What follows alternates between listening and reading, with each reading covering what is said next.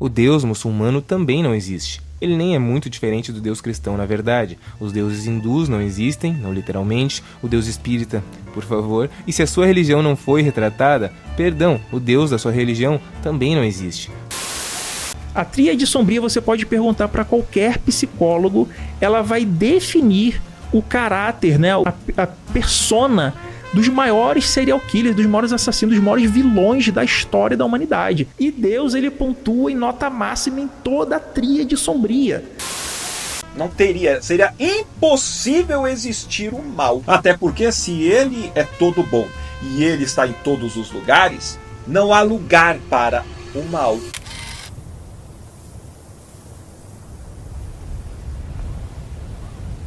Ateísmo. Uma palavra curta, tão comum que nem parece esconder nenhum segredo. Para a maioria das pessoas, seu significado termina em uma única frase: não acreditar em Deus. E de certa forma, essa definição está correta. Mas na verdade, ela esconde uma história bem maior. Porque atrás dessa única palavra existe mais de 2000 anos de debates filosóficos, descobertas científicas, críticas, argumentos e escolas de pensamento que, na verdade, nem a maioria dos ateus conhecem elas de fato. Quando eu fui pesquisar no Reddit e nas outras comunidades do iceberg sobre o iceberg do ateísmo, eu não encontrei nenhum. Até agora. Esse é o meu iceberg do ateísmo. Eu coloquei tudo que eu consegui me lembrar no momento em que fiz essa gravação, e provavelmente vai ter atualizações constantes e novos tópicos com o passar do tempo. Mas acredito que até o dado momento, para quem não conhece nada sobre ateísmo, até mesmo para quem é ateu, ou quem está começando a ser ateu, esse iceberg vai ser muito importante. Eu dividi os tópicos em 5 categorias. 1. Falas recorrentes. Naturalmente, as pessoas que estão em determinadas camadas vão falar coisas parecidas ou até mesmo iguais, o que você vai identificar em qual camada o ateu está e o seu nível de entendimento a partir disso. 2. Críticas válidas. A depender do ateu, ele pode falar algumas coisas que podem ser válidas à primeira vista, mesmo que ele não consiga desenvolver a ponto de ser um argumento fundamentado contra o teísmo, mas ainda assim o questionamento continua válido. 3. Autores e livros possivelmente lidos, porque é bem provável, a depender do ateu, que ele cite um autor ou um livro que ele não leu e acabou repetindo coisas erradas sobre o livro. Ou ele realmente pode ter lido, mas interpretou da forma errada. Ou ele leu e entendeu a obra do autor e por isso eu coloquei possivelmente. 4. Argumentos fundamentados, que são argumentos que ele conheceu ou ele formulou sozinho, baseado em um repertório interessante o suficiente a ponto de realmente ser uma crítica válida contra o teísmo. E por último, argumentos freestyle. Argumento freestyle é basicamente quando o argumento que o ateu vai desenvolver não consegue ter repertório suficiente ou força argumentativa suficiente a ponto de ser considerado realmente um problema para um teísta. E bem, o que tiver em branco no iceberg pode ser tanto tópicos que ateus podem conhecer dentro daquela camada, canais no YouTube e outros tipos de mídia que com certeza esse ateu vai conhecer.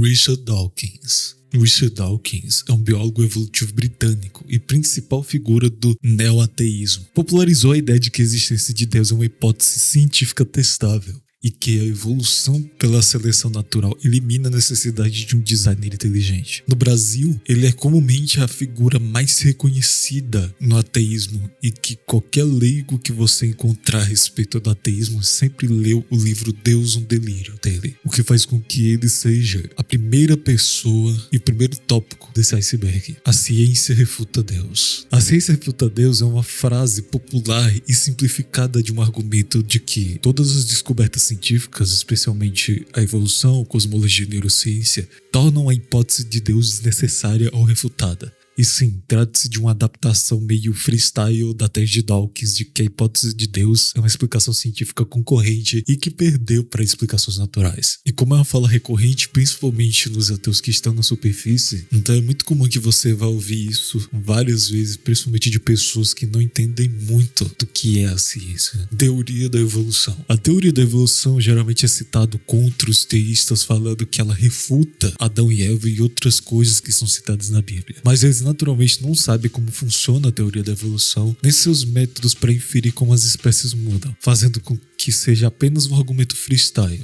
tentando usar da autoridade da ciência para tentar refutar algo que eles nem mesmo entendem. Quem criou Deus? É uma objeção clássica dentro do argumento cosmológico causal. Se tudo precisa de uma causa, então Deus precisa de uma causa. Se Deus é uma exceção, então a premissa tudo tem uma causa é arbitrária. Essa objeção remonta de maneira muito simplista às objeções de Hume e de Russell. E é uma simplificação que, por mais que tenha um conteúdo legítimo, ainda assim não consegue resolver todos os problemas que são apontados dentro do argumento cosmológico teísta. A Bíblia é contraditória. Geralmente a Bíblia é contraditória é uma frase que geralmente vem carregada com diversos tipos de interpretações literalistas da Bíblia, adjunto a muito de compreensões e hermenêuticas estranhas a respeito da teologia e historicidade dos livros bíblicos, fazendo com que essa frase geralmente nunca seja levada a sério quando a pessoa simplesmente fala isso sem que demonstrasse com fundamentação teórica. A igreja é contra a ciência. A tese de que instituições religiosas historicamente reprimiam a investigação científica, com destaque do caso de Galileu, que geralmente é usado, ou a própria Santa Inquisição, geralmente são sempre falados em um tom que nunca compreendem a totalidade da história da ciência, ignorando todos os aspectos como que a própria igreja criou as primeiras instituições consideradas educacionais, como justamente as faculdades e academias, ou melhor, universidades, que acabam focando apenas nos aspectos mais morais dentro da historicidade do que poderíamos dizer sobre a igreja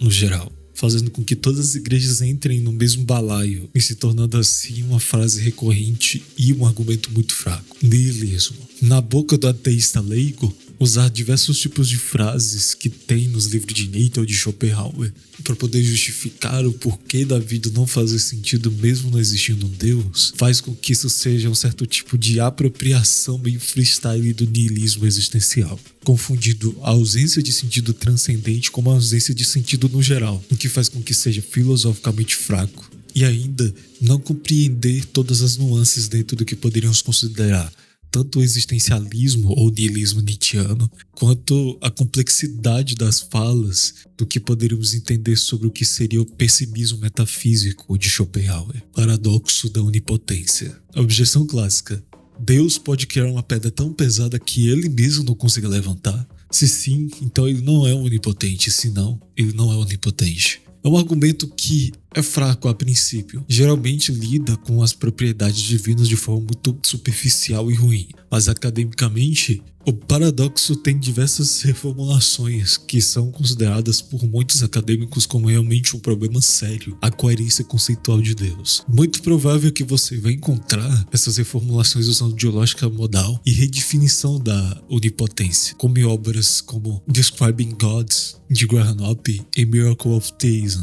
Científico igual verdadeiro. A equiparação ingênua de que tudo que é verificável pela ciência é uma verdade, descartando filosofia, metafísica, teologia como se fosse sem sentido, é uma herança muito vulgarizada e muito mal interpretada do que poderíamos falar sobre positivismo. E, essencialmente estamos falando sobre positivismo lógico do Círculo de Viena, que já foi refutado internamente pelos próprios positivistas, como o problema da indução, critério da demarcação, a impossibilidade de verificar o próprio princípio de verificação.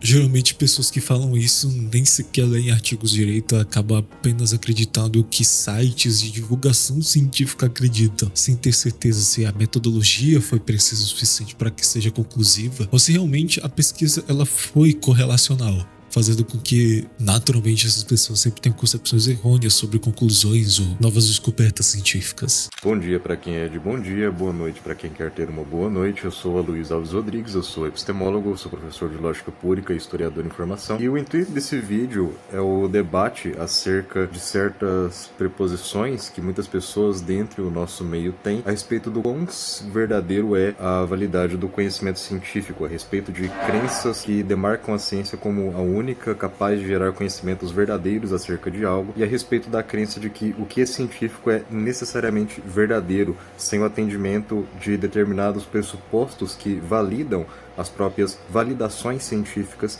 que são demarcadas. Então a primeira coisa que a gente deveria acrescentar em um raciocínio seria o que se dá o valor de verdade. Porque quando eu afirmo que a ciência produz conhecimento verdadeiro, eu preciso, antes de tudo, ter uma preocupação ontológica com o que significa o valor de verdade, ou com o que é, de fato, os pressupostos ontológicos que demarcam o que uma verdade pode ser. Então a primeira coisa que a gente deveria acrescentar em um raciocínio seria o que se dá o valor de verdade. Porque quando eu afirmo que a ciência produz conhecimento verdadeiro, eu preciso, antes de tudo, ter uma preocupação ontológica com o que significa o valor de verdade, ou com o que é, de fato, os pressupostos ontológicos que demarcam o que uma verdade pode ser. O que isso traz de realidade pra gente? Que o conhecimento científico não é mais do que uma captura através de certas orientações humanas acerca da realidade aferível. Isso delimita que ele não é uma verdade estrutural do mundo, ou que pelo menos ele possa não ser uma verdade estrutural do mundo. É claro que é uma discussão epistemológica do quão verdadeiro é realmente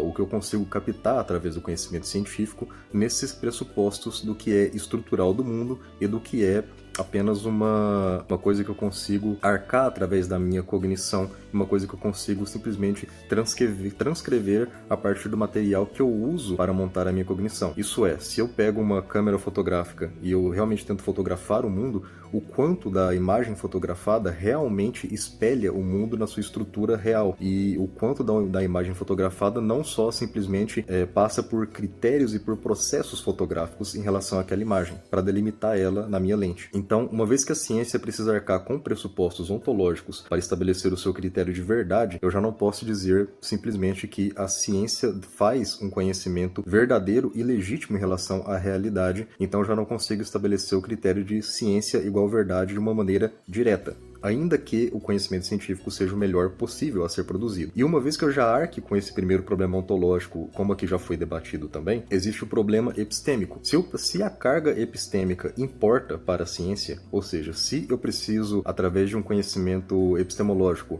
alçar o que de fato eu posso observar e fundamentar acerca da realidade aferida pelo processo científico, se eu tenho essa preocupação de dizer se a ciência de fato espelha o mundo ou não, se a ciência de fato espelha a realidade ou não, o quão bem eu posso delimitar o tipo de conhecimento produzido pela ciência. O quão bem eu posso dizer que se a ciência produz conhecimento útil, ou se a ciência produz ou estabelece pressupostos legítimos em relação ao que ela observa, o quão bem esses pressupostos e essas demarcações científicas realmente são ancoradas com a realidade. Já tratando sobre o problema ontológico que a ciência deveria arcar, uma vez que ela traz pressupostos que condicionam ou que tentam em uma certa medida trazer uma verdade a respeito da realidade em si, outra uma verdade a respeito do mundo ou do objeto a qual ela tenta analisar enquanto metodologia que segue, a gente também pode demarcar, por exemplo, o quanto a ontologia precisa ser necessariamente exposta em uma validade para que os critérios científicos sejam realmente propagados ali. Para muito além do exemplo, por exemplo, do cisne branco, o clássico do Cooper, a gente poderia demarcar que, por exemplo, para eu assumir uma ontologia, qual é a importância de eu assumir uma ontologia que venha a ser correspondida ao critério científico? Nós podemos pensar, por exemplo, no exemplo do que se delimita para além do tempo e espaço, ou, por exemplo, o que existia antes do Big Bang, o que existia antes da criação do tempo e espaço, e como isso existia, se não existia espaço para estar. Onde o Big Bang estava quando o Big Bang não tinham criado um espaço para que ele possa estar em algum lugar, e nem um tempo para que a ação seja puxada a partir desse instante. Esse mesmo argumento que foi chamado de God's Killer, onde a gente colocava Deus ao invés de Big Bang, a gente pode trazer para captar para o mesmo raciocínio colocando o próprio Big Bang ao invés de Deus nesse sentido. E a gente tem, por exemplo, o próprio Stephen Hawking respondendo essa clássica questão, dizendo que simplesmente não existindo espaço para estar, ficaria uma pergunta ilógica quando a gente demarcava que poderia existir alguma coisa mais ao norte do Polo Norte. Se não existia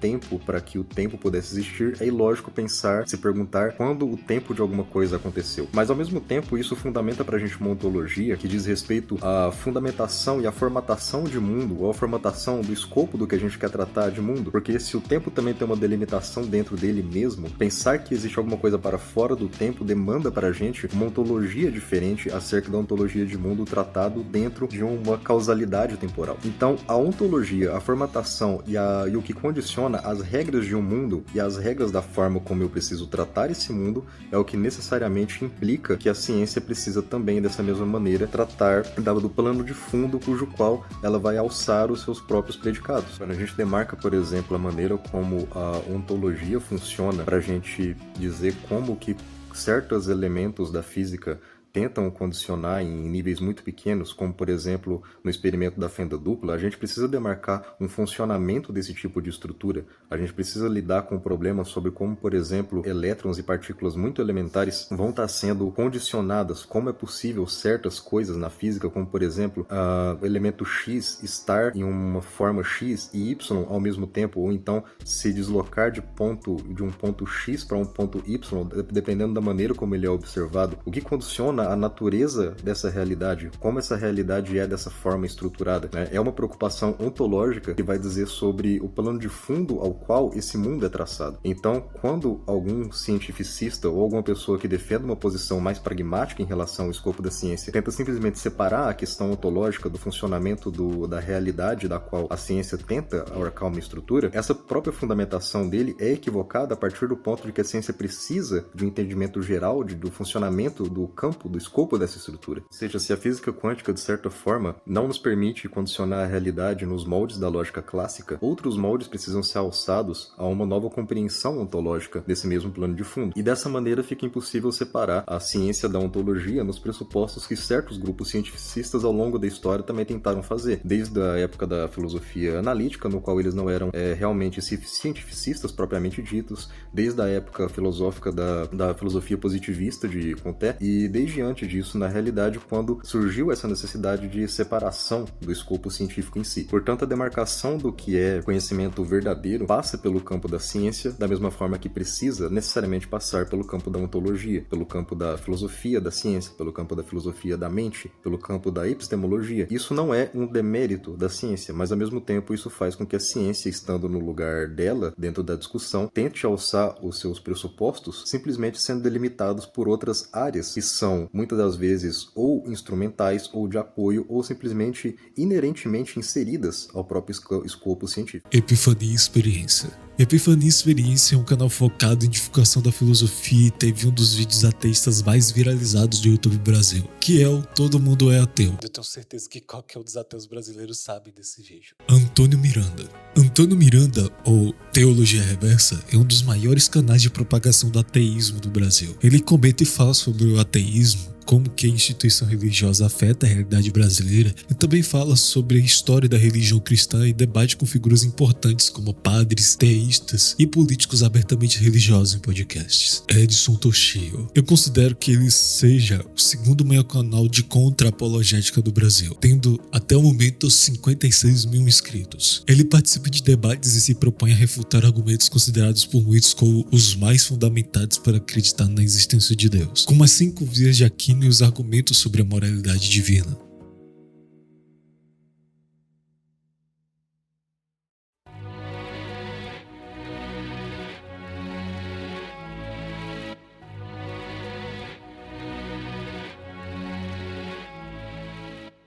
O paradoxo de Epícoro. O paradoxo de Epícoro, ou trilema da incompatibilidade da onipotência, benevolência e existência do mal, temos as versões mais antigas dela dentro dos escritos do cético Sexto Empíricos, ou Sexto Empírico, não de Epícoro. A atribuição de Epícoro é uma falsa atribuição originada no cristão Lactâncio, que atacava o epicurismo sem acesso à fonte primária, mas não significa que isso seja certo. Nietzsche.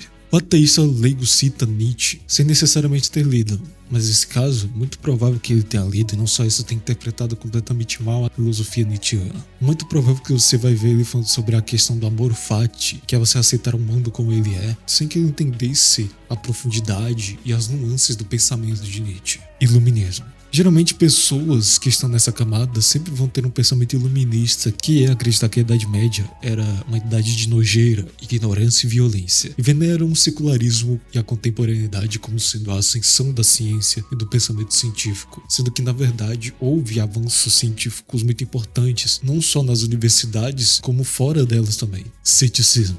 Um ceticismo simplista, reducionista e sem fundamento. Geralmente, esse tipo de cético, ateísta, na verdade, só gosta de questionar o sobrenatural, sem que ele realmente consiga entender todas as nuances que a gente pode ter sobre as concepções teológicas a respeito do que seria o sobrenatural.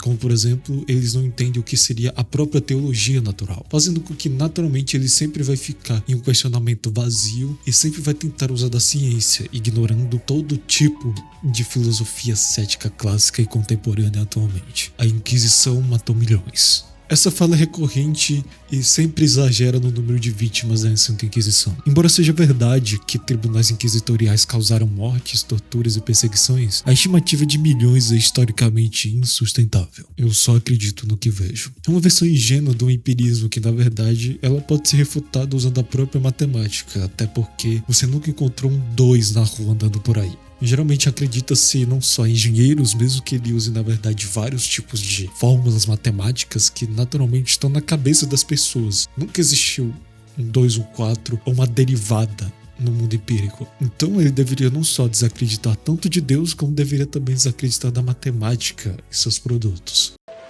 Por que você não acredita em Deus, Mário? Aonde tá Deus? Ele tá no céu, Mário. Eu nunca vi Deus. Eu só acredito no que eu vejo. Professora, posso falar? Pode, Jair. O vento... A escravidão da igreja. Geralmente vão ser usados esse tipo de fala sobre 2 tópicos. A escravidão bíblica de forma simplificada, achando que a escravidão racial e a escravidão mosaica são a mesma coisa, o que está errado. Ou vai falar sobre a posição da Igreja Católica diante a escravidão racial. E muito provável que esse tipo de pessoa sempre vai tentar demonstrar que as atitudes da Igreja Católica naquele período eram moralmente abomináveis. A depender do ateu, talvez ele fale algum questionamento válido, mas nunca vai ser um argumento bom o suficiente. Se tudo precisa de uma causa, o que Deus não precisaria? Essa seria a objeção central ao argumento cosmológico causal teísta. Se o princípio causal todo tem uma causa é invocado, falar sobre Deus também teria que explicar por que ele precisaria de uma causa. Se você negar isso, ele é uma exceção, que poderia indicar que o princípio é arbitrário e ou ad hoc. A objeção remonta a Hume e Russell. É uma crítica filosófica legítima, que parte justamente dessa questão da cadeia causal infinita ser impossível ou que requer uma terminação sobrenatural. Tem muitos tipos de debate sobre isso, como demonstrado por Thomas Oberlin. O artigo dele sobre a infinitude regressiva. A oração não funciona. Essa fala é muito recorrente e, na verdade, ela foi popularizada pelo próprio Edson Toshio, que mostrou um estudo controlado feito pela STEP, coordenado por Robert Benson e financiado pelo NIH, publicado em 2006. O estudo concluiu que a oração intercessória por estranhos não teve efeito na recuperação dos pacientes em cirurgia cardíaca. Curiosamente, os pacientes sabiam que estavam recebendo orações e tiveram resultados ligeiramente piores. A fala popular, justamente por conta de Edson Toshio, e ele tem todo o crédito nisso. 2000 anos sem a volta de Cristo. Sendo chamado de argumento da falsificação escatológica, onde, por exemplo, em Mateus 24:34 ou Mateus 16:28, sempre fala que Jesus e os apóstolos previam um certo tipo de retorno eminente. Mas 2 milênios depois e o retorno de Cristo nunca aconteceu. Esse argumento tenta pressionar justamente essa interpretação escatológica, tentando fazer de forma não só irônica,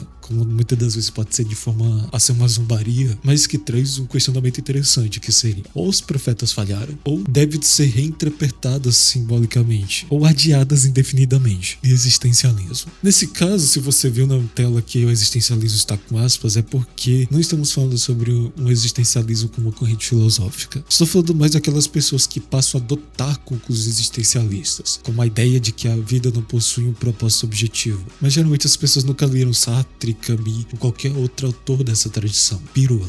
Pirula é o ateu mais conhecido do Brasil, atualmente está em recuperação, e as poucas notícias que sabemos dele é que a recuperação está sendo realmente muito produtiva, fazendo com que exista até mesmo vídeo dele agradecendo as pessoas.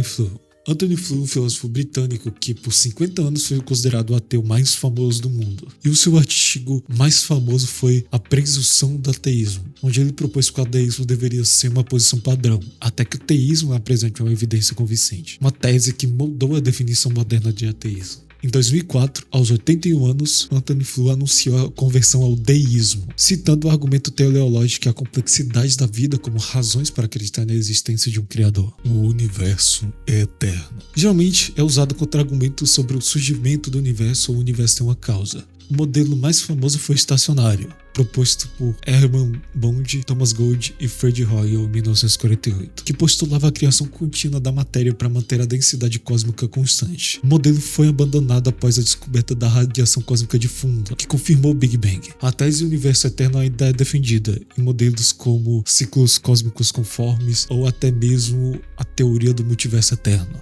Mas não é um argumento ateísta de forma direta. O argumento da divergência religiosa. O argumento presume que existem milhares de religiões que são atualmente exclusivas, que evidenciam que existe um certo tipo de evidência contrária a qualquer uma delas. Porque se Deus existe e quer ser conhecido, por que haveria tanta confusão? A versão acadêmica que temos mais a respeito sobre essa inconsistência da revelação é defendida por John Schellenberg e Paul Draper. John Hick também propôs um pluralismo como resposta, onde todas as religiões são caminhos para uma verdade divina última. Mas geralmente, como a gente está em uma das primeiras camadas, esse argumento sempre vai ser freestyle, ou seja, simplesmente vai falar que vai existir budismo, que vai existir outros tipos de religiões que não acreditam que existe, por exemplo, a trindade, ou que acreditam que uma pessoa é o salvador, esse tipo de coisa, fazendo com que seja, na verdade, apenas o argumento freestyle. Ateísmo e liberdade. O livro do André Cassian, que é considerado hoje em dia uma das introduções mais conhecidas do Brasil para o ateísmo. O título encapsula a tese central. A ausência de crença em Deus liberta o indivíduo de dogmas, autoridade religiosa e culpa teológica, permitindo uma autonomia moral e intelectual. No contexto desse iceberg, mostrar essa literatura, por mais que seja muito conhecido, para você entender que existem livros que conseguem trazer introduções até que interessantes, por mais que não sejam muito fidedignas ao ateísmo analítico atual. Alegações extraordinárias exigem evidências extraordinárias. Esse princípio epistemológico, popularizado pelo Carl Sagan, mas com raízes em ceticismo, como Hume no Livro dos Milagres, Sagan reformula as falas de Hume para fazer um certo tipo de slogan: a ciência e o ceticismo barato. Academicamente, o princípio é defendido como critério de probabilidade bayesiana. A priori de uma hipótese extraordinariamente improvável exige evidência do peso proporcional para ser atualizada. Deus é uma projeção. Essa tese filosófica, que foi apresentada por Ludwig Feuerbach, de que a ideia de Deus é uma projeção antropomórfica da essência humana, ou seja, o ser humano, ao perceber as próprias potencialidades, projeta elas infinitamente em um ser transcendente, alienado assim sua própria natureza. Feuerbach argumenta que a teologia é a antropologia. Deus não é nada além de um ser humano objetivado. Tese essa que influenciou diretamente Marx, falando sobre a religião ser como ópio do povo, e Freud em sua obra O Futuro de uma Ilusão. Academicamente é uma crítica genérica à origem da crença, não uma refutação lógica da existência de Deus. Moralidade subjetiva. Na boca do texto leigo, a ideia de que sem Deus a moralidade é subjetiva, ou seja, cada pessoa define o que é certo e errado, é filosoficamente defendida por esse tipo de ateu leigo, em que ele na verdade confunde não só o subjetivismo como o naturalismo moral e também construtivismo, fazendo com que naturalmente esse tipo de pessoa sempre vai tentar usar de uma dialética hegeliana ou à la Marx, ou vai tentar fazer o possível para tentar entrincheirar a moralidade à própria evolução humana, que vai fazer com que caia no argumento EDA, que é o argumento do Plantinga, que é Evolutionary Debunking Argument. E que ele vai tentar trazer que se a nossa mente não foi construída para acessar verdades, não deveríamos confiar nas respostas que ela dá sobre as coisas. O argumento do sofrimento. Na superfície, se Deus existe, por que existe tanto sofrimento? Mas aqui, ela tem um pouco mais de consideração e que realmente pode até ser considerado um bom argumento. Porque, na verdade, agora ele está tentando encontrar justificações pela falta, não só do conhecimento do ateu, como também pela falta da frutividade do sofrimento. Ele vai tentar procurar por males que são considerados como gratuitos e que não conseguem proporcionar nenhum tipo de evolução a nenhum tipo de ser humano ou ser vivo. E é nessa procura que eles conseguem até que ir numa direção correta sobre o que seria o problema do mal. mas geralmente eles não conseguem nem concluir devidamente por que deveríamos excluir o teísmo e muitas das vezes não conseguem desenvolver muito bem, por mais que a procura deles seja legítima. Design demente. Essa expressão, ou fala recorrente, é sempre fazendo uma objeção ao argumento do design inteligente, que geralmente ele vai tentar mostrar imperfeições biológicas para poder criticar esse tipo de argumento considerado como teoria do design inteligente. E novamente, boa parte desse tipo de fala sempre vai tentar remontar David Hume.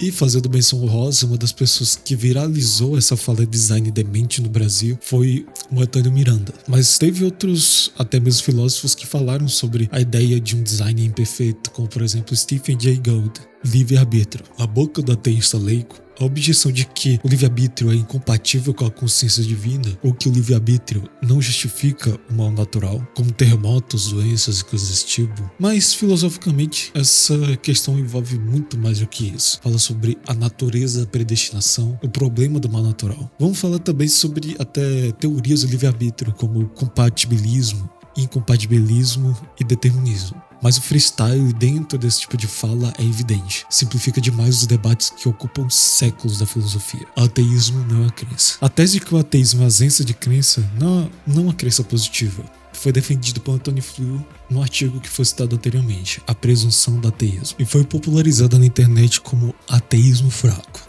Verdades ocultas da Bíblia. Um canal do YouTube que é focado nos aspectos históricos da Bíblia sempre busca refutar os aspectos literalistas e fundamentalistas da Bíblia. Fábio Sabino, um professor universitário brasileiro, especialista em exegese bíblica, tanto do hebraico quanto do grego. Ele é considerado uma figura polêmica no YouTube brasileiro, com mais de 12 milhões de views, conhecido por análises críticas de textos bíblicos, com debates teológicos também e questionamentos de dogmas cristãos. Embora não sabemos exatamente, mas acredito que ele seja cristão, e suas análises exegéticas são frequentemente usadas por ateus como evidência das contradições bíblicas. Por mais que ele seja um certo tipo de aliado acidental, ainda assim eu acho interessante citar ele nesse vídeo. Chileno Gomes, um filósofo, escritor e psicanalista, formado na filosofia pela Universidade do Cruzeiro do Sul e pós-graduado pela PUC-RS. Ele é um palestrante tanto nacional quanto internacionalmente, participando em diversos debates que foram considerados até que bastante relevantes pela crítica.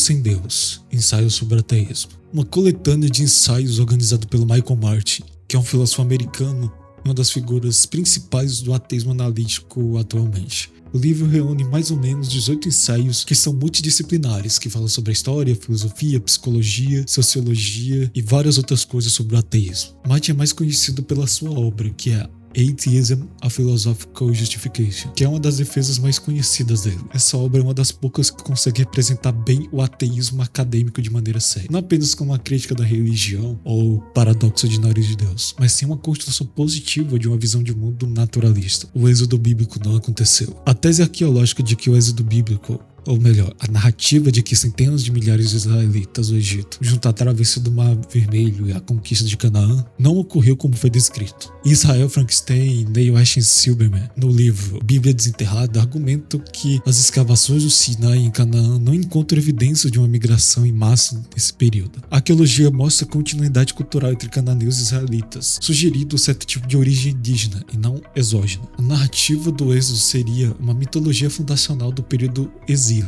não história. A maioria dos estudiosos aceita um núcleo histórico mínimo, mas não uma narrativa literal. O dilúvio é impossível. Geralmente esse tipo de crítica, que foi muito popularizada por conta da participação do Miss Maria no canal Foco, demonstrando que existem não só evidências geológicas, como também diversos outros tipos de evidências científicas de que um dilúvio mundial é impossível de existir, ocasionando no meme do perfeitamente seria um problema. A Bíblia Desenterrada. Bíblia Desenterrada de Israel Frankenstein e Neil Ashton Silberman, um livro que revolucionou a compreensão arqueológica do Antigo Testamento, também argumentando que muitos eventos bíblicos são construções ideológicas do período exílico e não registros históricos. Agora que eu percebi que eu vou chamar ele de Frankenstein, sendo que é Frankenstein. Crítica às 5 vias. Geralmente, esses ateus que estão nessa camada não só leram, como consegue ter um bom arcabouço de argumentos que se propõem realmente a refutar as 5 vias fundamentadas de Santo Tomás de Aquino. Por mais que ele não conseguisse ter um debate a fundo sobre isso, eu acho que consegue ter pelo menos força argumentativa suficiente para conseguir pelo menos rebater os argumentos mais comuns utilizados pelas 5 vias. E nisso poderíamos citar aqui vários tipos de autores que posteriormente vão ser citados, mas que aqui é para mostrar que existem diversos tipos de literaturas ateístas que se propõem realmente a refutar as 5 vias de Santo Tomás de Aquino, que a gente vai ter novamente o Thomas Abel falando sobre a regressão infinita, vai ter também o Joe Schmid, vai ter Graham Hoppe, Alex Malpass, Kenton Smith também. Vão ter diversos tipos de argumentos de vários autores que ele vai conseguir citar para mostrar que ele também consegue dominar algum tipo de argumento ateísta. Bate-ama, um dos principais estudiosos do Novo Testamento e do cristianismo primitivo, conhecido por suas obras populares que questionam a confiabilidade histórica dos evangelhos e da divindade de Jesus, como, por exemplo, em Jesus Interrupted, ele expõe contradições internas da Bíblia. E também How Jesus Became God argumenta que a divinização de Jesus foi um processo histórico, não uma verdade revelada. Embora não seja ateu, ele se define mais como agnóstico. Suas obras são fundamentais para o ateísmo evidencial, o argumento do ocultamento divino. O argumento de John Schellenberg, de que se Deus existe e ele é perfeitamente amoroso, ele não permitiria a existência de um descrente não resistente, que nesse caso o descrente seria uma não crença e não a negação de uma crença. Muitas das vezes as pessoas que não creem em Deus, não por negá-lo, mas sim por simplesmente não conhecê-lo, e quando eu falo conhecê-lo, sim, estou falando sobre conhecer aspectos essenciais do que Deus seria, a gente poderia tentar resumir isso em 5 tipos de proposição. Se Deus existe, ele é perfeitamente amoroso. Se Deus é perfeitamente amoroso, ele está aberto ao relacionamento pessoal com todos. Um relacionamento pessoal com todos requer crença na existência dele. 4. Existem descrentes não resistentes. Logo, Deus não existe. Schellenberg desenvolveu esse argumento que é chamado de Divine Hiddeness, e depois refinou isso em seu livro de 2015, que seria The Hiddeness Argument, Philosophy New Challenge to Believe in God, que é uma obra até que bastante interessante. É uma obra com uma linguagem bem acessível até mesmo para o inglês. Recomendo essa leitura. O problema lógico do mal. Dentro do que poderíamos entender sobre o problema lógico do mal, existem diversos tipos de formulações. Desde o mais famoso entre eles, que seria a do D. L. Mack, também temos também a formulação do mal do Kenton Smith. Eu vou tentar me ater a falar mais sobre o argumento do Mack, que por mais que ele seja o mais famoso, eu acredito que tem ateus que não conheço muito bem. Mas enfim, o Mack argumentou que tem 3 proposições que podem ser consideradas válidas, que é 1. Deus é onipotente. 2. Deus é inteiramente bom. 3. O mal existe, e nesse caso ele tenta provar que a existência do mal é logicamente inconsistente com as premissas anteriores, ou seja, que seria sobre Deus ser inteiramente bom ou ser onipotente. E nesse caso eu posso tentar bifurcar para fazer assim: o bem se opõe ao mal de modo que ser bom elimina o mal tanto quanto pode. Ou não há limites para que o ser onipotente possa fazer, fazendo com que naturalmente, se você ignorar a resposta do Plantinga, seja um argumento considerado válido. E é importante ressaltar que o próprio Mack posteriormente reconheceu que a defesa de Plantinga é válida, e que hoje em dia muitos autores que consideram o problema do mal legitimamente tentam sempre ir para o problema evidencial do mal, que vai ser citado posteriormente, o argumento demográfico contra o teísmo. O argumento da distribuição demográfica da religião aponta que a crença religiosa é fortemente correlacionada ao local de nascimento e educações, tanto parentais como, por assim dizer, indiretamente correlacionadas a questões demográficas e geográficas daquele país. Tem artigos como o de Stephen Madsen, que tentam fazer um argumento mais formalizado do ocultamento divino com a distribuição demográfica da crença, o que, se você ler esse artigo, pode ter até mesmo uma boa fundamentação. A ciência e a religião andam juntas. Mas depende. A gente consegue ver, não só se a gente for estudar história, como também até teoria da história e teoria da ciência, que vai ter diversos momentos em que houve colaborações legítimas, não só do período medieval, como até hoje temos colaborações legítimas da religião para a ciência. Como também houve conflitos. E a frase justamente andar juntas, mas depende, captura justamente essa nuance, né? De que essa relação varia não só o contexto, como também o tipo de religião e estágio de desenvolvimento científico. É uma crítica válida tanto a do confronto inevitável, quanto também a da harmonia perfeita. mas que é bom você ter um pouco de noção sobre a história e a história da ciência no geral. O Antigo Testamento e seus problemas. Existe um conjunto de problemas históricos, textuais, arqueológicos dentro do Antigo Testamento. A gente pode falar sobre anacronismos, contradições internas, fontes múltiplas, falta de evidência arqueológica para eventos centrais, evolução textual, crítica textual, arqueologia moderna, que mostram que o aspecto histórico do Antigo Testamento é algo bastante questionável e que não podemos tratar ele como registro histórico direto. Como também vai ter argumentos que vão usar justamente o Antigo Testamento como uma narrativa teológica, que vai trazer justamente a teoria do comando divino e seus comandos que são moralmente abomináveis, que é o autor Wesley Morrison, que vai trazer um dos argumentos que foi melhor formalizado para lidar com esse problema dos comandos divinos, que é justamente o que a gente vê naturalmente falando sobre a ordem de aniquilação dos amalequitas e etc.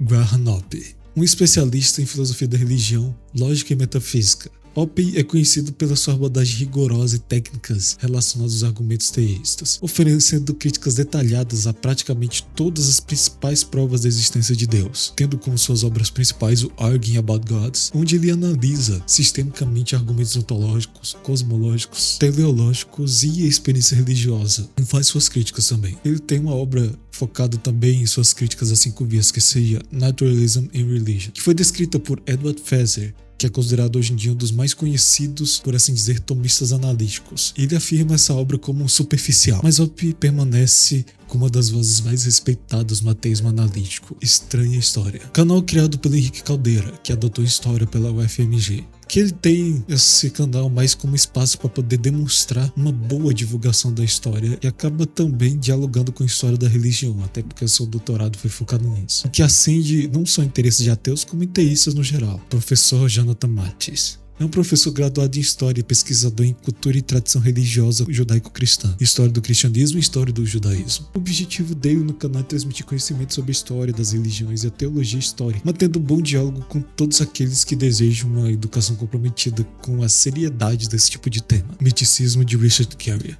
Richard Carrier é o principal proponente contemporâneo do miticismo, que é a tese de que Jesus de Nazaré nunca existiu como uma figura histórica real, mas sim como uma construção mitológica. Em On Historicity of Jesus, o Carrier usa o teorema bayesiano para argumentar que a probabilidade de que Jesus histórico exista é baixa. Mas o miticismo é uma posição considerada marginal na academia. A grande maioria dos estudiosos do Novo Testamento, incluindo ateus como eu, aceita a existência do Jesus histórico, embora dispute divinamente os seus milagres, etc. Carrier é frequentemente citado na internet como a prova de que Jesus nunca existiu, mas a sua tese é rejeitada pelo consenso acadêmico. Miz e Maria. Miz, do canal Miz e Maria, se tornou um dos ateus mais conhecidos rapidamente, não só por conta das suas lives no TikTok, debatendo com várias pessoas, como a sua participação no canal Spectrum.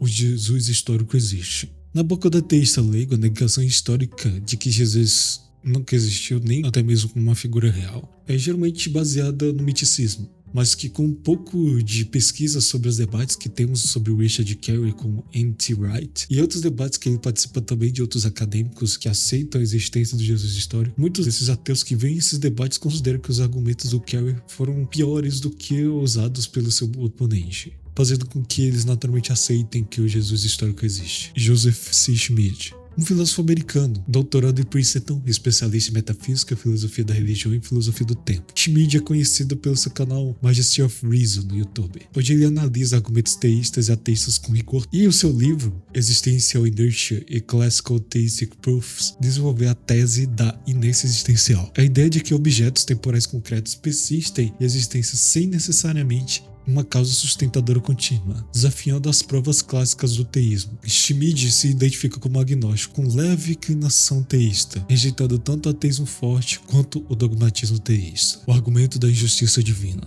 O argumento que foi reformulado por Richard Schoen, que seria do artigo The Argument for Unfairness. Schoen argumenta que a distribuição aparentemente arbitrária de bens e males na vida humana, como saúde, riqueza, oportunidade e sofrimento, é incompatível com a existência de um Deus justo e providente. Se Deus existe e é perfeitamente bom, por que alguns nascem em condições extremamente privilegiadas, sem qualquer mérito ou demérito próprio? O argumento é um variante do problema evidencial do mal, que foca especialmente na distribuição de justiça e injustiça das condições de vida, não apenas na da existência do mal como tal, filosofia naturalista e não naturalista.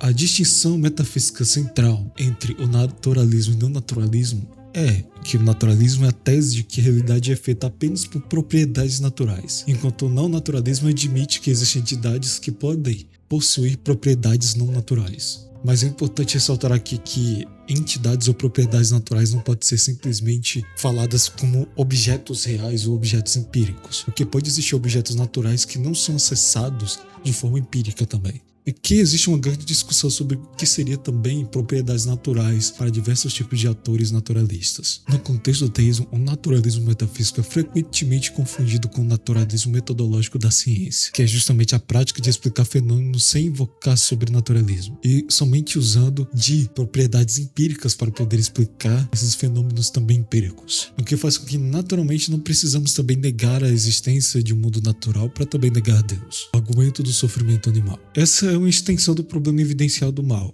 só que dessa vez ela foca em sofrimento de animais não humanos, com centenas de milhões de anos de predação, parasitismo, doenças e extinções em massa que ocorreram antes da existência de seres humanos moralmente responsáveis por isso. O argumento pressiona a defesa não só do livre-arbítrio, como também usa teses contra essa teodiceia global, que envolve também animais, tentando também explicar que o sofrimento animal pode ser moralmente relevante nesse caso, sendo esse um dos argumentos mais difíceis para o teísmo. Ateísmo é uma crença. A fala recorrente do teísta que acusa o ateísta de ter uma crença na inexistência de Deus, confundindo a crença como se fosse um tipo de fé irracional. Essa fala confunde o ateísmo psicológico, que é um estado mental a respeito da existência de um Deus ou de Deus, e o ateísmo proposicional, que é uma atitude epistemológica de você rejeitar uma proposição na qual essa proposição se refere especialmente a Deus existe. Tem vários autores que concordam com a relação entre o ateísmo proposicional, como Hoppe, Draper e Schellenberg, que rejeitam essa distinção entre ateísmo fraco e forte, deixando claro que o ateísmo tem que ser uma atitude epistemológica e não um estado psicológico, em que o ateísmo precisa ser uma crença não só justificada, como que ela tenha que proporcionar, em um sentido mais epistemológico, a crença com mais virtuosidades, a crença com mais posições virtuosas, as quais a gente poderia considerar aquilo como a melhor posição em relação ao mundo, do ceticismo modal. A tese de Peter Van Jagen, de que temos o conhecimento modal e cotidiano, como por exemplo, a mesa poderia estar a 2 metros à esquerda ou à direita, mas não temos a capacidade de justificar alegações modais filosóficas mais remotas, como por exemplo, é possível que exista um ser perfeito, ou é possível que exista uma mente desencarnada. O ceticismo modal é usado pelo ateísta para bloquear argumentos teístas que dependem de premissas modais, como o argumento ontológico, o argumento da possibilidade da mente desencarnada também. Van Jagen argumenta que, para afirmar a possibilidade de uma proposição filosófica, precisamos imaginar um mundo com detalhe suficiente para excluir a falsidade da proposição, algo que não conseguimos fazer para proposições tão distantes da experiência cotidiana. Por mais que não tivesse uma obra especificamente falando sobre o ceticismo modal, ela é bastante discutida na literatura da epistemologia modal, a injustiça do inferno. Existem diversos tipos de argumentos que falam sobre o infernalismo, ou a ideia de que existe uma punição eterna ou qualquer tipo de punição no inferno, tentando demonstrar que existe uma incompatibilidade moral com a justiça divina e o infernalismo. Geralmente os ateus mais superficiais vão pensar em perguntas que remetem a esse problema, como por exemplo, se Deus é perfeitamente bom e justo, por que condenar pessoas infinitamente no inferno? E temos diversos tipos de objeções bem desenvolvidas na literatura analítica, como por exemplo a do D. L. Mackie, no The Miracle of Theism, e também foi desenvolvida por Charles Kjolkopf, e também foi desenvolvida por Charles em The Eternity of Hell e Marilyn McCord Adams em Are the Evils and Goodness of God. Tem diversos tipos de argumentos interessantes a respeito sobre isso. Vale a pena dar uma pesquisada. A tese da inércia existencial. Como eu já tinha falado anteriormente sobre o John Schmidt, ele criou a tese da inércia existencial, que basicamente consegue ser uma das maiores provas contra o aristotelismo, neoplatonismo e tomismo.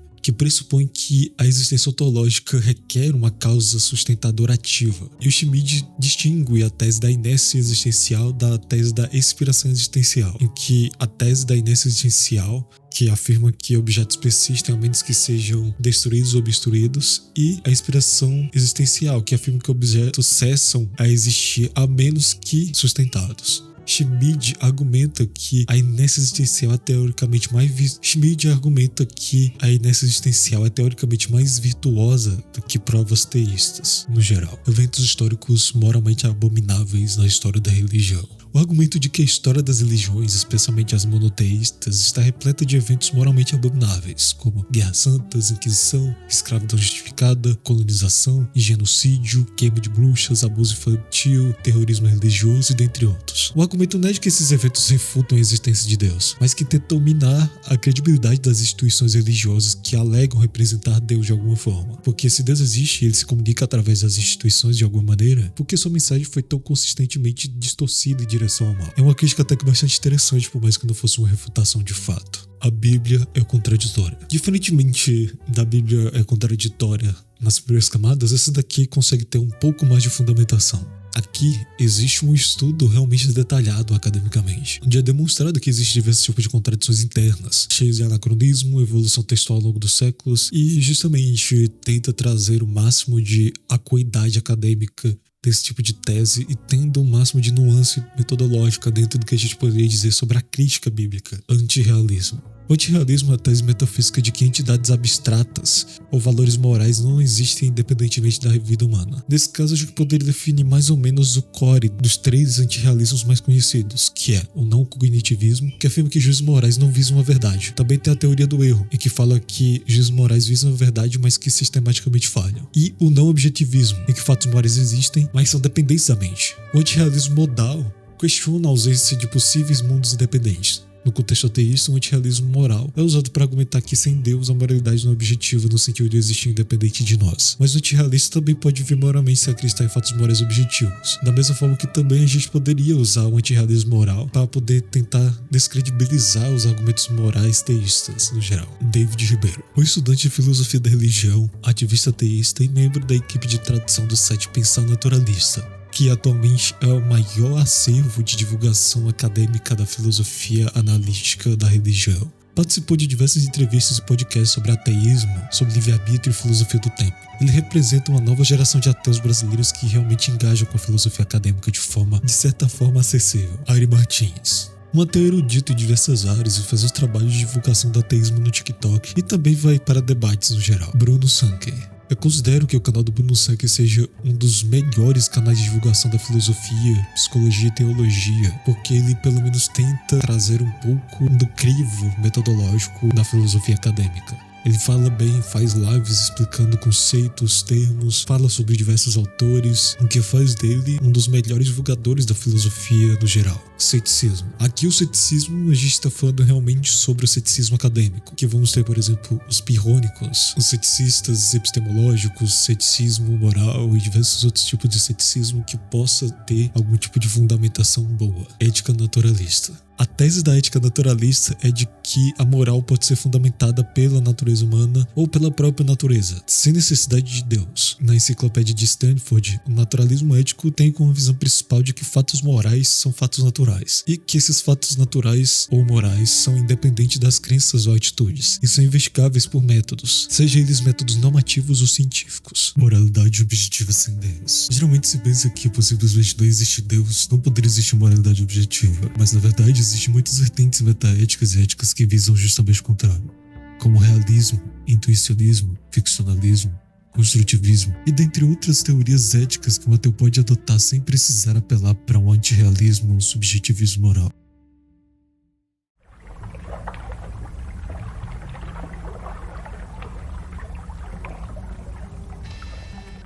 Não naturalismo ético. O não naturalismo ético é a tese metaética de que propriedades morais como bondade, dever, valência não são redutíveis a propriedades naturais. Para o não naturalista, fatos normativos constituem uma categoria ontológica sui generis, ou seja, de natureza própria, irredutível ao mundo descritivo investigado pela ciência. A dificuldade clássica para essa posição é o problema da superveniência. Se as propriedades morais supervêm sobre propriedades naturais, de modo que não pode haver diferença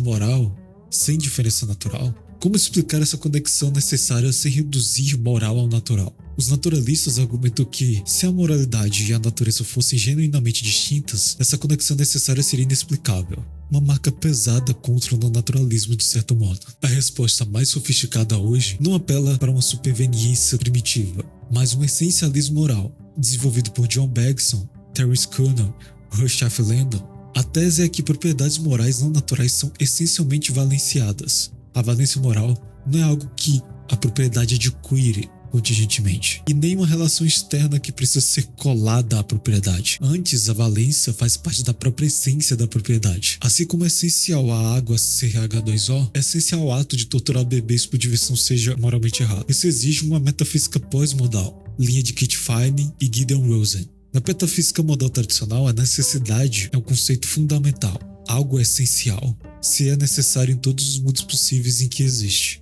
No giro existencialista, a direção explanatória se inverte. Algo é necessário porque é essencial. A essência é hiperintencional. Ela vai além do que é meramente necessário, capturando o que constitui a identidade de uma coisa. Fatos essenciais são, nesse sentido, autônomos. Não demandam uma fundação metafísica adicional. Assim como não faz sentido perguntar por que triângulos têm 3 lados, não faz sentido perguntar por que torturar bebês é errado. A resposta é por conta da natureza daquela ação. Outras respostas ao problema da sobreveniência incluem o ground, propriedades não morais fundamentam propriedades morais, e a conservação. Propriedades não morais conservam propriedades morais na existência. E essa última, associada a R.Q. Willenberg. Mas o essencialismo oferece uma solução mais elegante. A superveniência não é uma relação externa entre 2 tipos de propriedades distintas, mas uma consequência da estrutura essencial dos tipos de ação. Propriedades não morais e morais são covariantes porque ambas fluem da mesma essência. David Enoch. David Enoch é um dos principais defensores contemporâneos do realismo robusto em metaética. Em Taking Morality Seriously, Enoch defende as razões normativas são entidades reais. Enoch defende que razões normativas são entidades reais, independente de nossas atitudes, e que o não-naturalismo é a única posição que faz jus às práticas deliberativas humanas. Enoch também desenvolveu uma resposta influente aos Eddas, aos argumentos contra o naturalismo evolucionário. Filósofos como Sharon Street argumentam que se nossas crenças morais são produto de pressões evolutivas que selecionam traços adaptativos, então nossas crenças morais são epistemicamente defeituosas. Enoch rebate com o argumento do terceiro fator. Mesmo que nossas faculdades morais tenham sido moldadas pela evolução, pode haver um terceiro fator que correlaciona os traços selecionados com a verdade moral. Por exemplo, a evolução selecionou preocupação com o bem-estar dos filhos porque isso aumenta a fitness. Mas o bem-estar dos filhos é um bem moral objetivo. O terceiro fator explica tanto a seleção evolutiva quanto a verdade moral, sem que a evolução cause uma verdade moral. A objeção central que Enoch enfrenta é o argumento da estranheza de Mack. Se propriedades morais não naturais existem, seriam estranhamente desconectadas do mundo causal. Enoch rebate que a epistemologia moral pode ser entendida por raciocínio a priori, sem exigir uma causalidade natural. Derek Parfit. Derek Parfit desenvolveu uma posição original, que eles chamam de cognitivismo não realista ou não naturalismo não metafísico. Parfit argumentava que fatos normativos são verdadeiros e objetivos, mas não precisam ser coisas metafisicamente pesadas. Eles são não naturais no sentido de que não devem ser reduzíveis a fatos naturais, mas não precisam ser também entidades ontológicas estranhas. Parfit também formulou a objeção da trivialidade contra o naturalismo moral. Se o naturalismo fosse verdadeiro, então afirmações como a tortura é errada conteriam exatamente a mesma informação que alguma afirmação natural, sobre a desutilidade, por exemplo. Mas tais entidades não são triviais, são altamente substantivas. Logo, moralidade e natureza não pode ser a mesma coisa. Naturalistas respondem que entidades sintéticas como água e H2O também são informativas, de modo que a objeção não seja tão problemática. G. L. Mack e a teoria do erro moral. John Leslie Mack é o arquiteto da teoria do erro moral, defendido no seu livro Ethics, Inventing Right and Wrong. Mack argumentou que conceitos morais nos compromete com a existência de valores objetivamente prescritivos, fatos que por si mesmos não impõem obrigações independentes de nossos desejos. Mas, segundo ele, tal compromisso ontológico é falso. Não existem propriedades moralmente estranhas no universo. A estrutura do argumento de Mack é que a conjunção de uma tese conceitual, Nosso conceito de moralidade exige objetividade com a tese ontológica. Não existem fatos objetivamente prescritivos, levando à conclusão de que todas as afirmações morais atômicas são sistematicamente falsas. A teoria do erro é, portanto, uma forma de ceticismo moral. Ele nega que haja o conhecimento moral não porque nossas faculdades sejam defeituosas, mas porque não há verdades morais a serem conhecidas. Críticos como Crispin Wright argumentam que a teoria do erro relega o discurso moral à má-fé. Se sabemos que não há verdade moral, por que continuar a fazer juízos morais? Mack responde que a teoria do erro é de segunda ordem e que não precisa eliminar a prática de primeira ordem. Embora, admitidamente, isso cria uma tensão. Philip Leo e o ceticismo modal mitigado. Philip Leo não é um mero seguidor do ceticismo modal de Peter Van Hagen. Peter Van Hagen, no contexto do problema do mal, defende uma forma de ceticismo modal radical. A nossa capacidade de discernir quais mundos possíveis Deus poderia criar é tão limitada que não podemos afirmar com confiança que algum mal, aparentemente gratuito, é de fato gratuito. O texto cético apela a uma espécie de agnosticismo modal. Talvez haja razões divinas que simplesmente não conseguimos conceber. Leon, porém, desenvolve uma posição distinta. Enquanto Van Hagen restringe drasticamente o nosso conhecimento modal a priori, Leon abre um espaço para que o conhecimento modal seja fundamentado em fontes empíricas, indução, analogia, familiaridade com causas e efeitos no mundo real. Essa é uma ruptura importante com a tradição racionalista da epistemologia modal. Joshua Rasmussen. Joshua Rasmussen é autor de vários dos argumentos mais respeitados pelos argumentos teístas atualmente. O seu novo argumento para o ser necessário parte de premissas surpreendentemente modestas.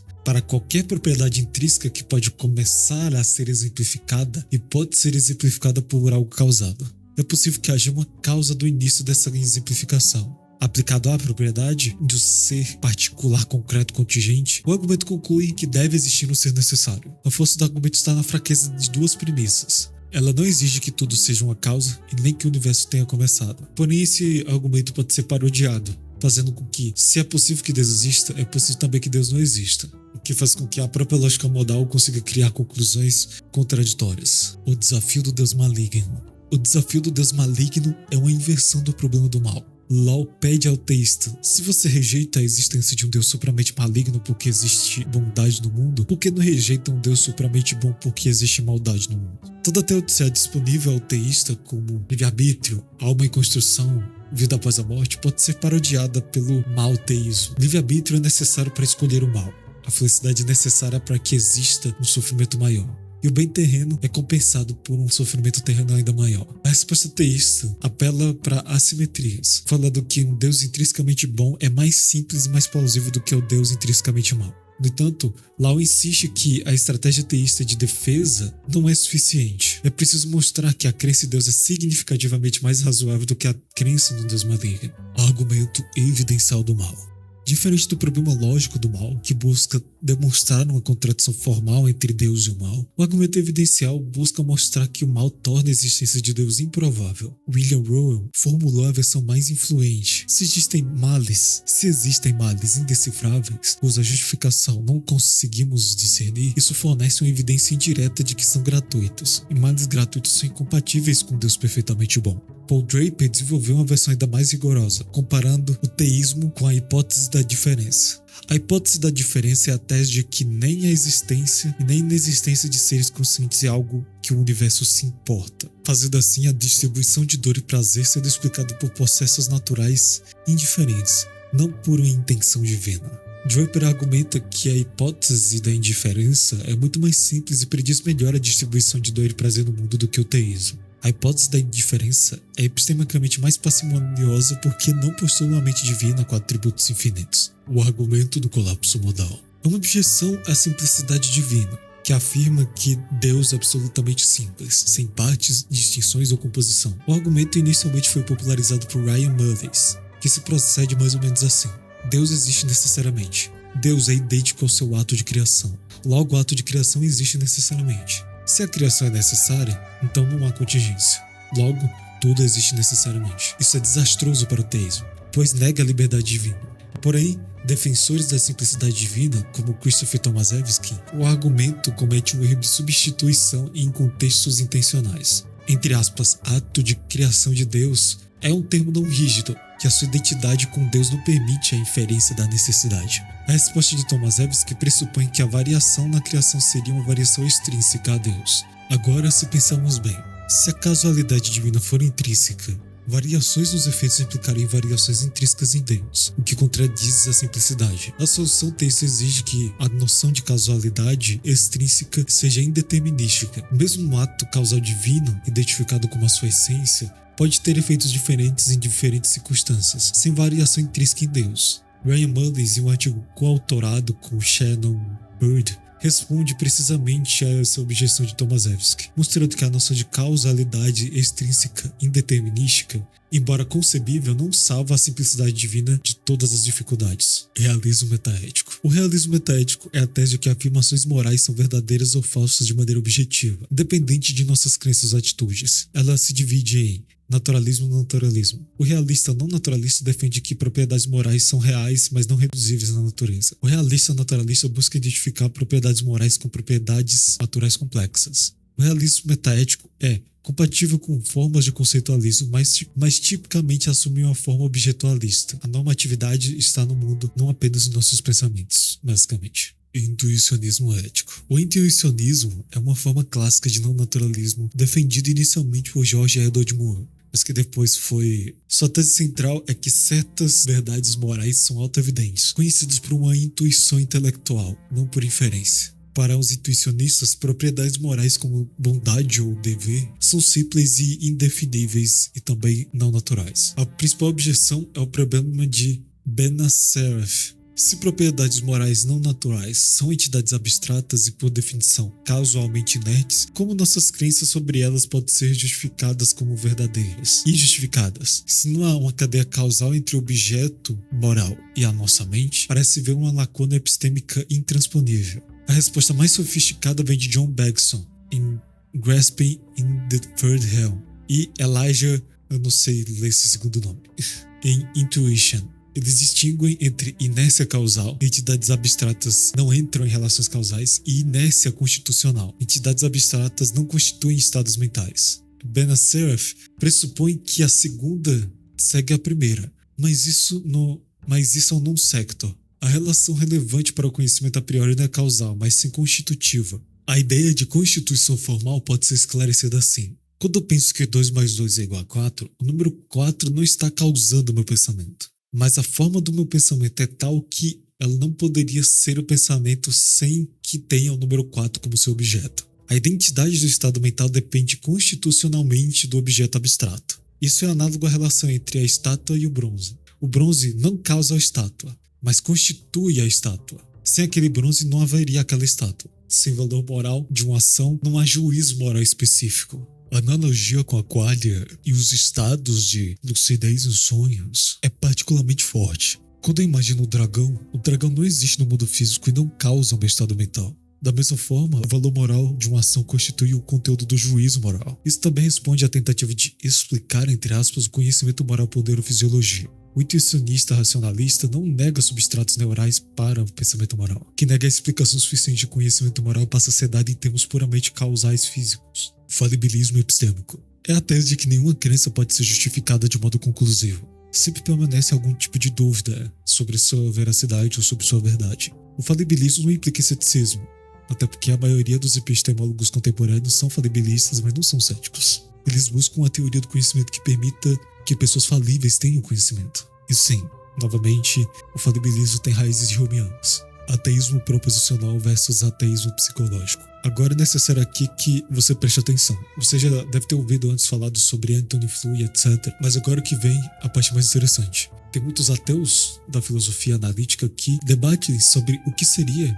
o ateísmo e formas de expressar o ateísmo. Dentre elas tem o ateísmo psicológico, que foi anteriormente tratado pelo Anthony Flew, e o ateísmo proposicional, que foi Paul Draper que determinou essa fórmula de certa forma. Mas vamos lá explicar aqui de maneira um pouco mais fácil. Um ateu é quem possui a crença na proposição do ateísmo, mas o ateísmo em si, ou seja, o objeto da crença, é meramente uma proposição. É geralmente muito fácil você conseguir tratar isso como se fosse uma crença psicológica, mas isso é um erro categorial. Proposições são entidades abstratas, enquanto crenças são estados mentais que têm proposições como seu conteúdo.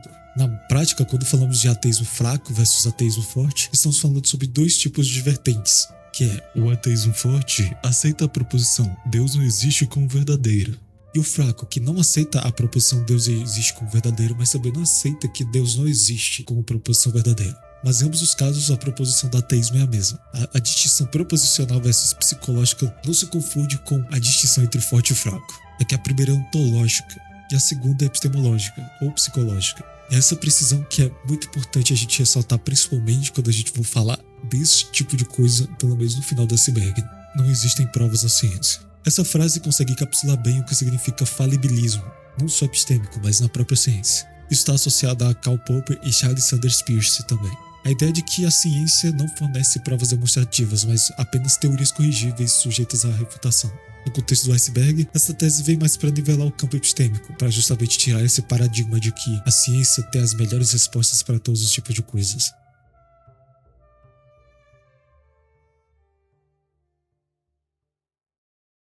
Atenção! Você foi exposto ao conteúdo altamente perigoso para as mentes comuns. Os seguintes procedimentos são recomendados. Não interrompa sua investigação após um argumento convincente aparecer. Pode não parecer, mas sempre existe uma tréplica a tudo o que você conhece devidamente. Consulte as referências disponibilizadas abaixo. Fontes primárias reduzem significativamente a incidência de falsas conclusões. Caso encontre resistência às ideias apresentadas, não entre em pânico. Esse é um efeito esperado quando premissas antigas entram em conflito com novas evidências. Continue questionando. Continue lendo. Continue pensando.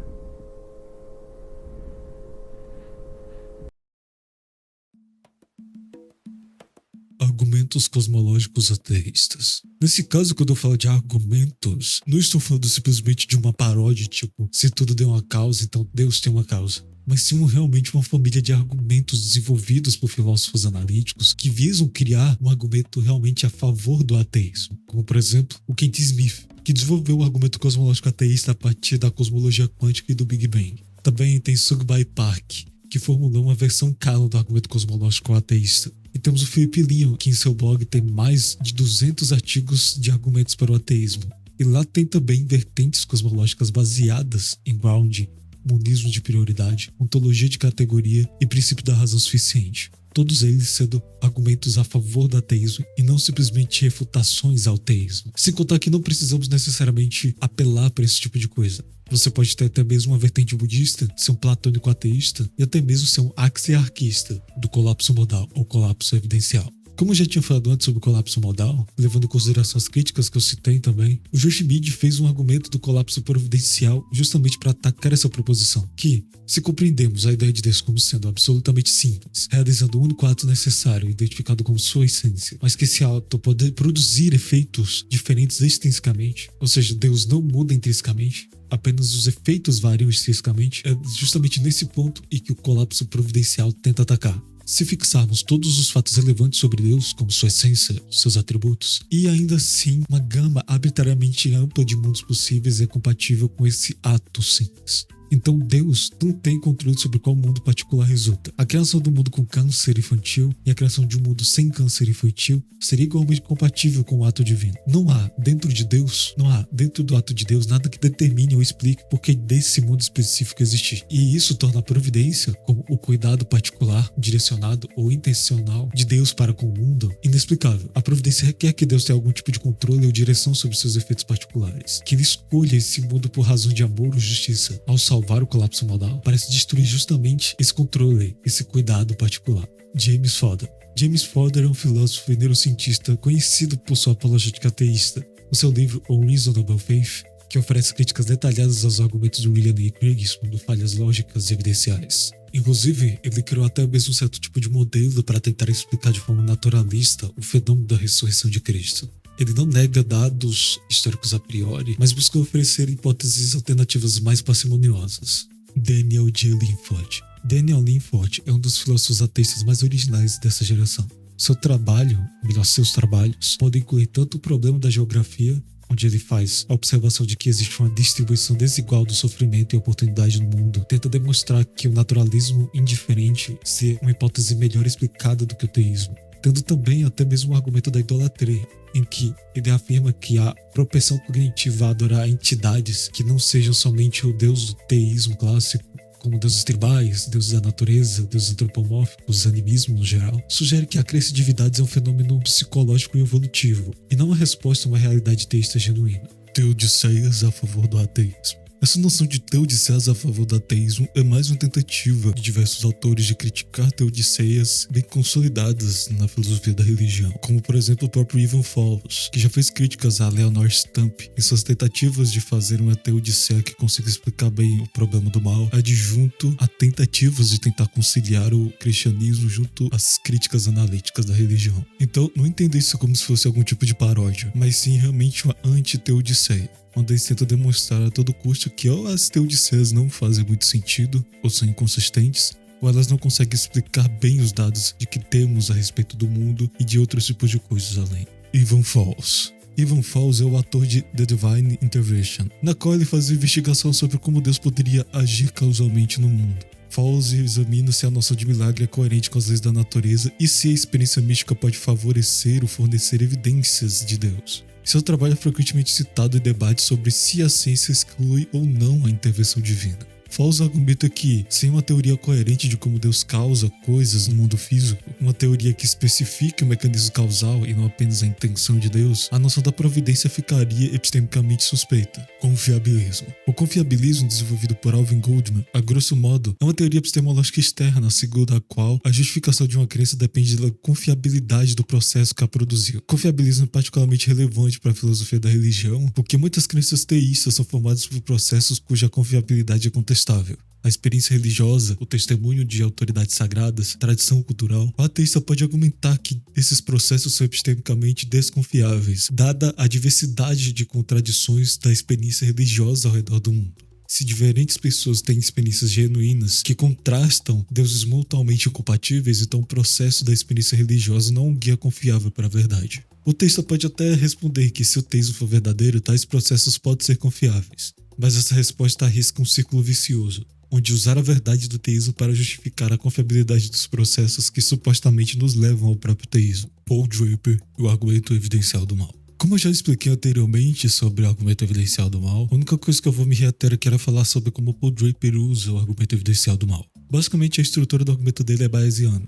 Se duas hipóteses explicam os dados, mas uma é muito mais simples do que a outra, a mais simples é a mais provável a priori. O teísmo postula uma entidade complexa que possui intencionalidade, possui atributos que precisam ser afirmados através de algum tipo de teoria apofática ou algum tipo de outra teoria que consiga evidenciar algum tipo de positividade ou negatividade a respeito sobre o que seria esse Deus ou essa entidade sobrenatural. Enquanto a hipótese da indiferença postula que apenas o mundo físico opera por leis cegas, fazendo com que ela seja epistemicamente mais parcimoniosa, porque não precisamos ficar discutindo sobre razões divinas inescrutáveis. O teísta cético pode até responder que a nossa incapacidade de ver as razões divinas não implica que elas não existam, mas é justamente nisso que o Draper tenta atacar. Se nós não conseguimos ter certeza sobre a providência das coisas e do modo que elas se justificam, ela se torna também epistemicamente estéril, fazendo com que literalmente não tenha como também afirmarmos algo sobre o que seria a providência divina. Argumento dos low priors. O argumento dos low priors, também desenvolvido pelo próprio Draper, é uma das peças mais técnicas do iceberg. E eu tô tentando aqui simplificar ao máximo essa taxonomia dessa argumentação para que fique mais entendível. Mas vamos pensar aqui que existem pelo menos 3 tipos de teorias sobre a origem do mundo como ele é. Pensamos nisso como o fisicalismo de origem, onde a realidade física é fundamental e não depende da mente para existir. Também temos o idealismo de origem, onde a realidade mental é fundamental. E temos outros tipos de origens, que são hipóteses sobre a origem da realidade que não se enquadram nem no fisicalismo nem no idealismo. Dentro do idealismo de origem, onde a mente é fundamental para a existência da realidade, o teísmo, pelo menos o padrão teísta tradicional, é apenas uma das hipóteses em específico, onde existe um Deus onisciente, onipotente, perfeitamente bom. Agora, o ateísmo padrão é simplesmente a negação de um teísmo central, que abrange qualquer tipo de outra teoria fisicalista ou até mesmo as outras teorias que também não se encaixam no idealismo de origem. Então, se o fisicalismo de origem e o idealismo de origem,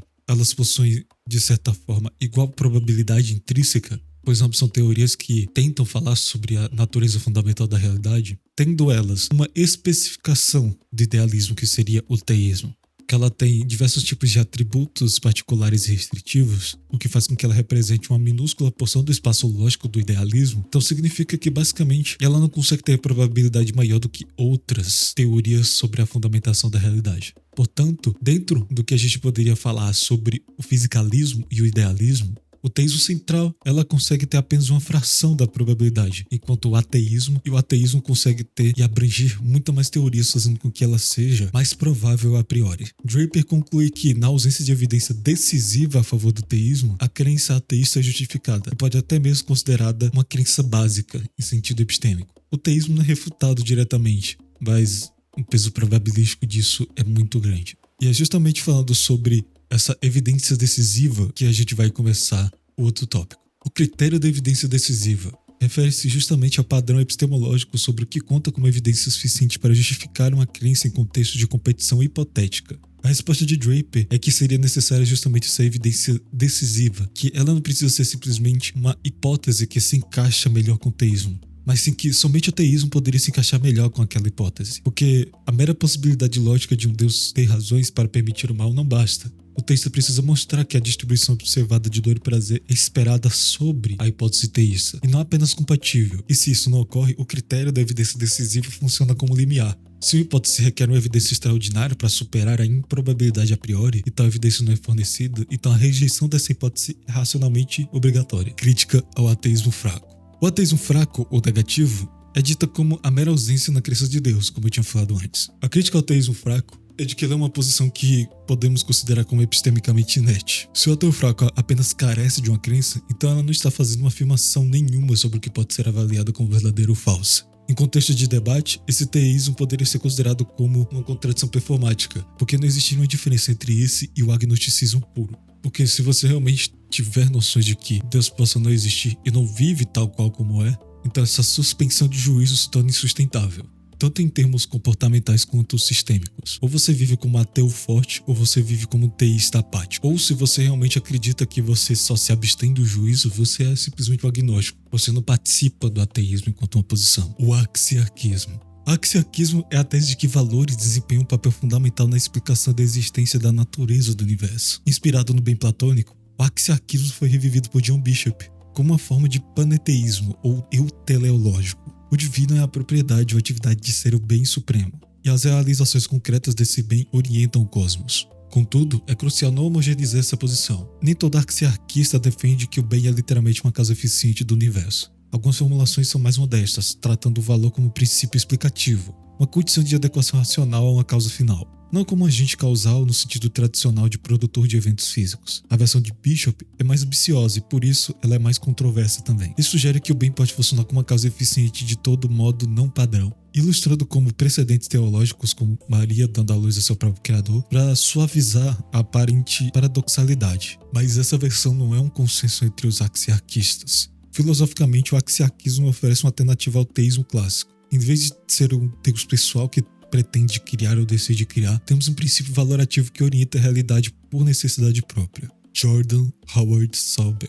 O Sobel é um dos filósofos mais rigorosos da filosofia teísta no século XX. O seu magnum opus, que é Logic and Theism, é uma análise lógica e exaustiva dos argumentos teístas. William Lane Craig é seu principal alvo, e chamou o livro de O Banho Ácido para o Teísmo. Um elogio involuntário que demonstra essa devastação argumentativa. Sobel utilizou a lógica de primeira ordem, teoria dos conjuntos, probabilidade bayesiana, para reconstruir e demolir os argumentos ontológicos, cosmológicos e teleológicos. Ele demonstrou que muitos argumentos teístas clássicos contêm falhas formais sutis, como erros de quantificação, pressupostos modalmente questionáveis e inferências inválidas de possibilidade para necessidade. Sobel também reformulou o problema lógico do mal, demonstrando tensões internas entre os próprios atributos divinos. A conclusão de Sobel foi que o balanço dos argumentos, examinando, claro, com rigor, favorece uma rejeição da existência de um ser perfeito. O problema do céu. O problema do céu é, em sentido restrito, uma subcategoria do problema do mal. Como Graham Knopp expõe em Arguing About God, a estrutura do argumento é relativamente direta.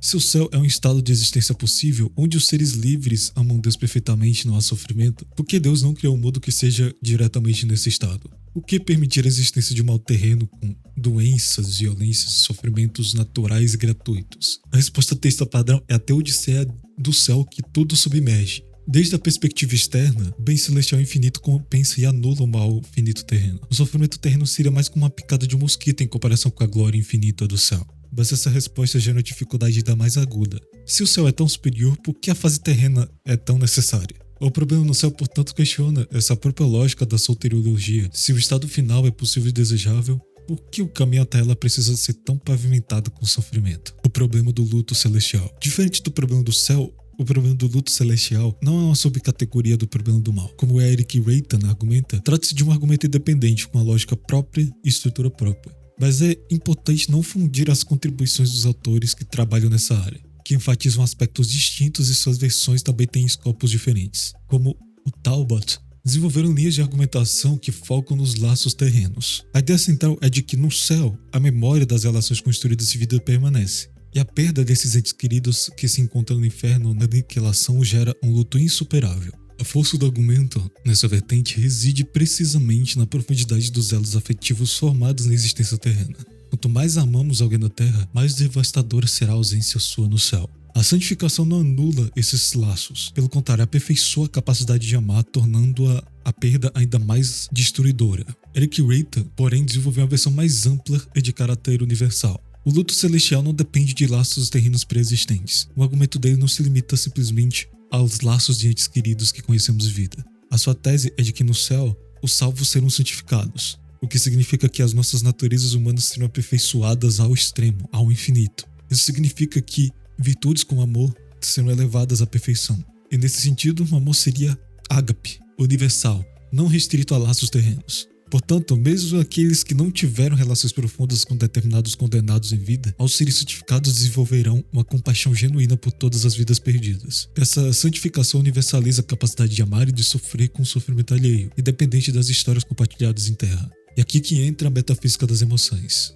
Reitan articula com um particular rigor, em que ele pega teorias, por exemplo, R.T. Mullis e Linda Zagzebski, e dentre outros autores, em que eles falam que a natureza possui uma relação ou uma natureza dupla, que é basicamente a cognição, porque rastreia o valor objetivo das situações, e as afeições, porque ela representa esse valor em formas particulares de experiência, como o trágico, o admirável, o glorioso e deplorável. Emoções envolvem justamente o que chamamos de conceitos afecionais espessos, estados que combinam um componente descritivo com avaliativo de modo inseparável. Uma emoção sempre deve estar alinhada quando o correspondente é adequadamente o valor objetivo da situação que representa. Como, por exemplo, se uma pessoa morre em um acidente, a tristeza é uma reação emocional apropriada para aquela situação. Mas se alguém se alegra com a dor de uma morte de alguém, essa emoção está desalinhada. No céu, os salvos serão emocionalmente perfeitos. Nunca vai haver esse desalinhamento. Ora, se existir um inferno ou algum tipo de aniquilacionismo de forma real,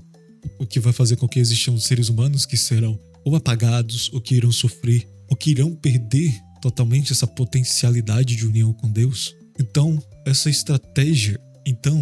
será uma tragédia incomensurável para aqueles que foram salvos. Não importa se a condenação seja justa ou não.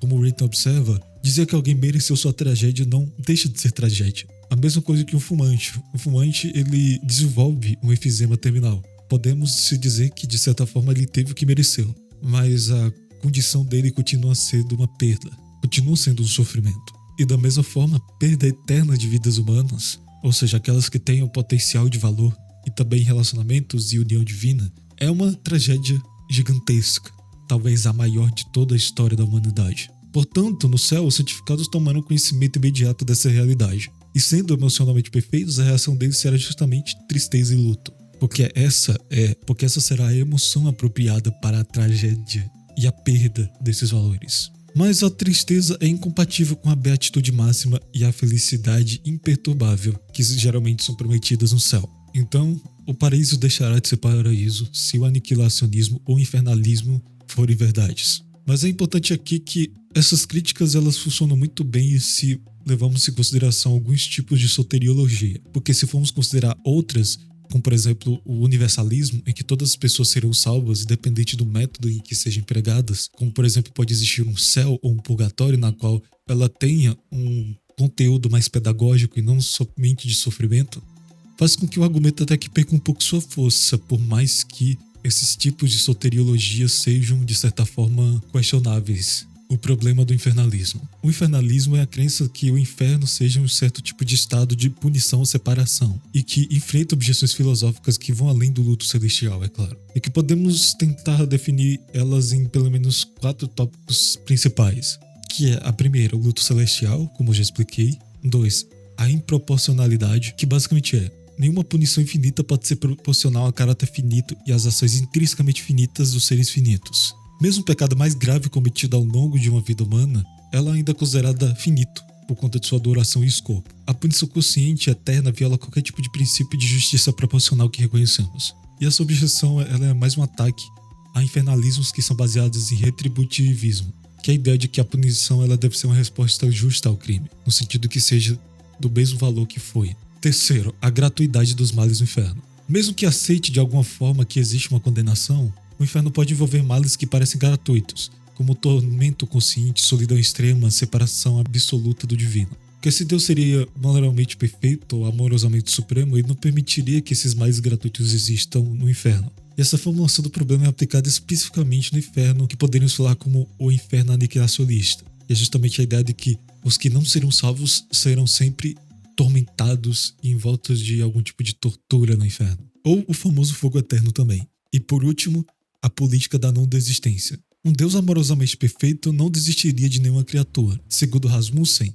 defende-se que Deus criaria pessoas com conhecimento perfeito de que seriam ultimamente salvas, embora temporariamente obstinadas. Mesmo assumindo que sua bondade exija criar um número ilimitado de pessoas, Deus seguiria uma política de não desistência, oferecendo um número infinito e ilimitado de oportunidades de reconciliação com aqueles que se encontram no inferno. A dor nessa visão possui uma função essencialmente pedagógica e restaurativa, e o Rasmussen chama isso de calling back, fazendo com que ela queira se repetir ao mal e também querer que volte ao bem. Como se fosse uma criança e que, para ela poder gostar de uma certa fruta, coloca um limão para ela ficar chupando sempre até que ela queira comer a outra fruta.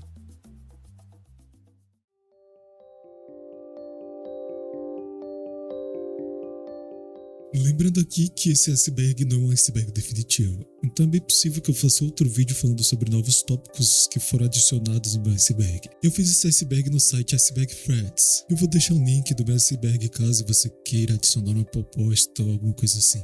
Esse vídeo foi feito com o intuito de fazer mais pessoas conhecerem um ateísmo diferente do que a maioria das pessoas conhecem ou que costumam ver na internet. E também mostrar para novos ateus ou ateus já bem consolidados que tem muito mais para se aprender do que ficar na mesmice argumentativa. Mas se você gostou do meu vídeo, apesar dos apesares, dá like, deixe seu comentário falando qual tópico você achou mais diferente, inovador e que você não sabia que existia no ateísmo. E é bom ressaltar também, né, que todas as explicações que eu fiz aqui foi tentando simplificar ao máximo e tentando tirar todas as nuances e possíveis críticas que sejam menos consolidadas dentre os argumentos. O melhor que você pode fazer é pesquisar e ler. É isso.